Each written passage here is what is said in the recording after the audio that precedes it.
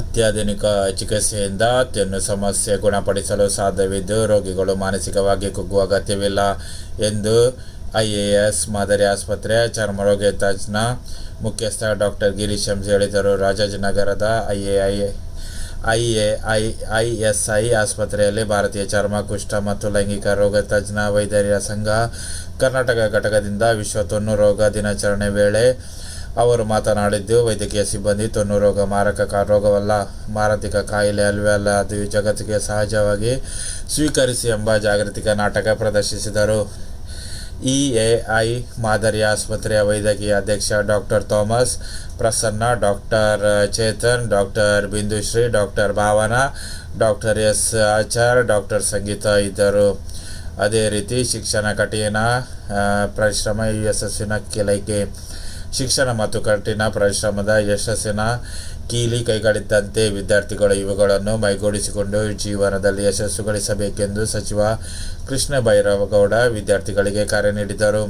ನಮ್ಮೂರ ಹೆಮ್ಮೆ ಕಾರ್ಯಕ್ರಮದಲ್ಲಿ ಅಡಿಯಲ್ಲಿ ಅತ್ಯುತ್ತಮ ಶ್ರೇಣಿಯಲ್ಲಿ ಉತ್ತೀರ್ಣರಾದ ಬ್ಯಾಟನಾರಾಯಣಪುರ ಕ್ಷೇತ್ರದ ಕುವೆಂಪು ನಗರ ವಾರ್ಡ್, ದೊಡ್ಡ ಬೊಮ್ಮಸಂದ್ರ ವಾರ್ಡ್ ಮತ್ತು ವಿದ್ಯಾರಣ್ಯಪುರ ವಾರ್ಡ್ ವ್ಯಾಪ್ತಿಯ ಸುಮಾರು 65ಕ್ಕೂ ಹೆಚ್ಚು ವಿದ್ಯಾರ್ಥಿಗಳಿಗೆ ಭಾನುವಾರ ಪ್ರತಿಭಾ ಪುರಸ್ಕಾರ ನೀಡಿ ಗೌರವಿಸಿದ ನಂತರ ಅವರು ಮಾತನಾಡಿದರು. ವಿದ್ಯಾರ್ಥಿಗಳು ಶಿಕ್ಷಣದಾಗಲಿ ಕ್ರೀಡೆ ಅಥವಾ ಸಾಂಸ್ಕೃತಿಕ ಕಲೆಗಳಲ್ಲಾಗಲಿ ಅತ್ಯುತ್ತಮ ಸಾಧನೆ ಮಾಡಿದರೆ ಅದು ಕೇವಲ ಅವರಿಗಷ್ಟೇ ಹೆಮ್ಮೆಯ ಸಂಗತಿಯಲ್ಲ, ಅದು ಅವರು ಓದಿದ ಶಾಲೆಗೆ, ಅವರು ನೆಲೆಸಿರುವ ಗ್ರಾಮಕ್ಕೆ, ಕ್ಷೇತ್ರ, ರಾಜ್ಯ, ದೇಶ ಹೀಗೆ ಎಲ್ಲದಕ್ಕೂ ಹೆಮ್ಮೆಯ ಸಂಗತಿಯಾಗಿರುತ್ತದೆ.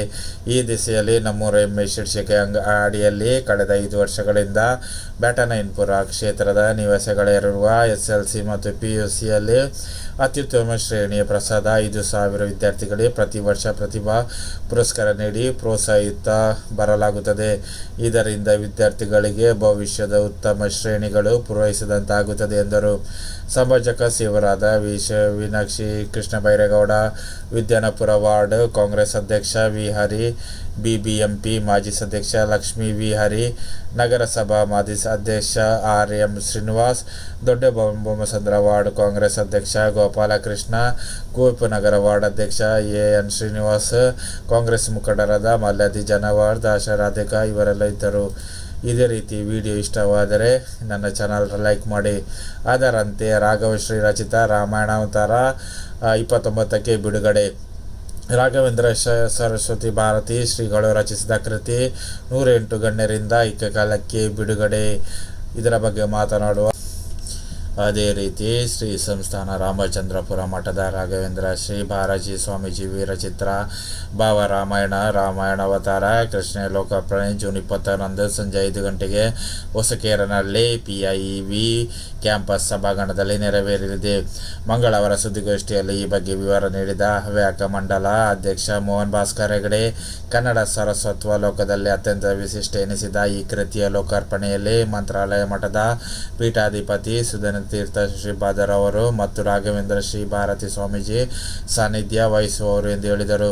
ಸುಪ್ರೀಂ ಕೋರ್ಟಿನ ನಿವೃತ್ತ ನ್ಯಾಯಮೂರ್ತಿ ಶಿವರಾಜ್ ಪಾಟೀಲ್ ಹಾಗೂ PISV ಕುಲಾಧಿಪತಿ ಡಾಕ್ಟರ್ MR ದೊರೆಸ್ವಾಮಿ ಸೇರಿ ನಾಡಿನ ವಿವಿಧ ಕ್ಷೇತ್ರಗಳಲ್ಲಿ ಗಣನೀಯ ಸೇವೆ ಸಲ್ಲಿಸಿದ 108ಕ್ಕೂ ಹೆಚ್ಚು ಗಣ್ಯರು ಏಕಕಾಲಕ್ಕೆ ಕೃತಿ ಲೋಕಾರ್ಪಣೆ ಮಾಡಲಿದ್ದಾರೆ ಎಂದರು.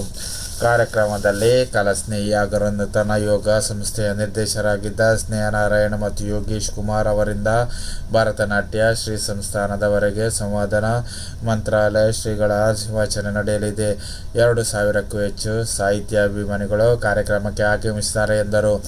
6 ಮರುಮುದ್ರಣ ಕೃತಿ ಪ್ರಕಟಿಸಿರುವ ಸಾವರ್ಣ ಪಬ್ಲಿಕೇಶನ್ ಜವೀಲ್ ಸಾವರ್ಣ ಮಾತನಾಡಿ, ಲೋಕಾರ್ಪಣೆ ಮುನ್ನವೇ ಕೃತಿಗೆ ಅದ್ಭುತ ಸ್ಪಂದನೆ ದೊರಕಿದ್ದು 6 ಮರು ಮುದ್ರಣಕ್ಕೆ 7ನೇ ಮುದ್ರಣಕ್ಕೆ ಸಿದ್ಧತೆ ನಡೆಯಲಿದೆ ಎಂದು ವಿವರಿಸಿದರು.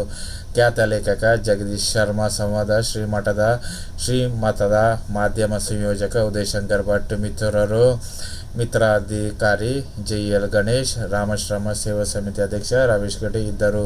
ವಿಡಿಯೋ ಇಷ್ಟವಾದರೆ ಲೈಕ್ ಮಾಡಿ.